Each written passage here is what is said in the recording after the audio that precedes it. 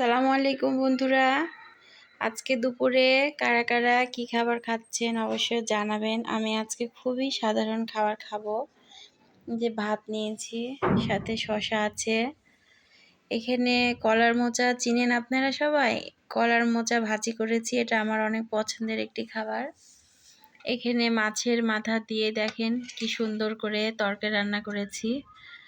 এটা আমার খেতে অনেকই পছন্দ, আলুর ঘাটি বলে এটাকে, মাছের মাথা দিয়ে।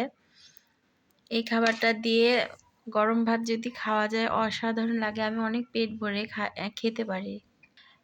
এই যে পানি আছে সাথে। কি করছো মেহেরিমা? খাবার খাবো। তাই? ক্ষুধা লেগেছে তোমার? আচ্ছা ঠিক আছে, তাহলে সবাই ভালো থাকেন। আজকে খাওয়া দাওয়া করে নেন। আমার আজকে দেরি হয়ে গেছে, প্রতিদিনই এরকম দেরি হয়ে যায়। দুপুরে নামাজ কালাম পড়ে তারপর আমি এখানে খাওয়ার জন্য মেয়েকে নিয়ে চলে আসি। ঠিক আছে, তাহলে ভালো থাকেন। আল্লাহ হাফেজ সবাইকে।